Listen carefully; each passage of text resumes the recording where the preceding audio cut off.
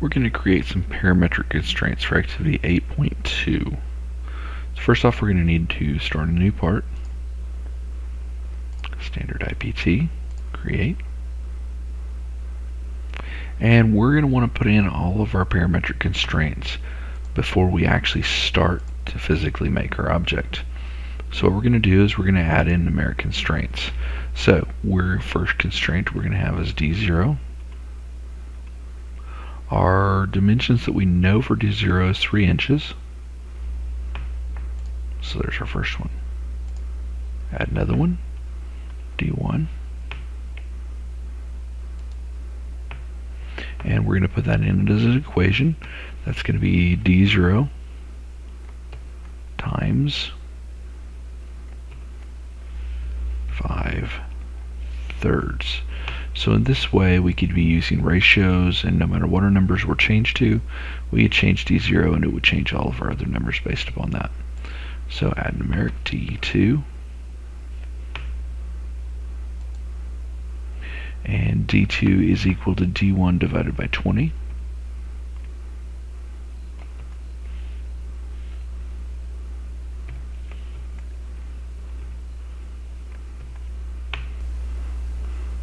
Notice D3 is a measurement in degrees. So if we need to put degrees in here, we have to go to our unit, and we can actually choose what we're doing here. So angularity, not temperature. So choose degrees, say OK, and we're going to put a 0 in there.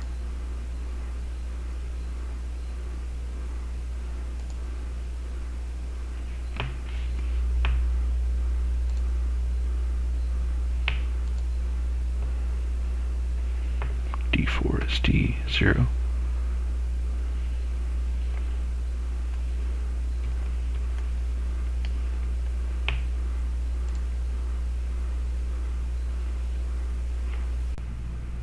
Go ahead and pause the video and go ahead and fill out your own chart, and then you can come back and double check yourself. Once you've done that, we can continue. So we've got all the way down to D14. You can double check your measurements, make sure that yours match up with mine.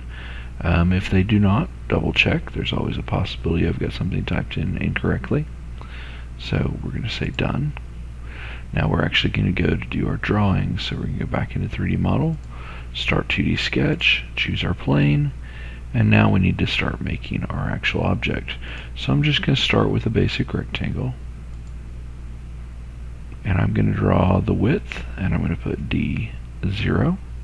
I'm going to tab, and my height, I'm going to say length of this object D1. So we got our depth and our width of our object. Enter. Now we can't see the whole thing, so let's go back to our home view. We're going to go ahead and make our slot, and we're going to make our hole before we extrude this. So since our extrusions are the same across, we're going to kind of ignore those for now. We can always go back and look at those later and make sure that we've got those tied in where they need to go. But this will make it a little bit easier. So we're going to go through and we're going to use some points. We know we're going to have a point of a hole about there, and we know that we're going to have our taper slot up here, somewhere up in here. So what we'll do now is we'll go do some dimensioning. So we know that our bottom hole is going to be a certain dimension length from here to here. And on our diagram we look at that and we see that that is called D10. So that is D10. We know that it is a certain dimension from here to here. We know that that is D11. And we know that we have a certain size circle that is centered on that dot. And that circle size diameter is D12. So we have those complete. So now we know there is a dimension between the center of this arc and the center of our other arc. And that dimension is D4. So at this point we're going to use what was up here as our rectangle tool.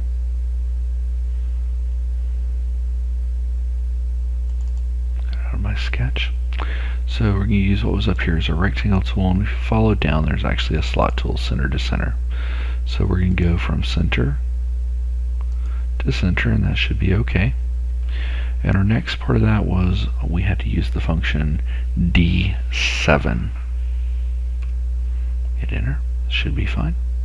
So we're going to finish sketch. At that point, we can come up and we can do extrude, and we want to extrude it by a depth of D2. So we're going to go ahead and extrude that back and away, and we're going to choose everything but where our holes in our slots are at.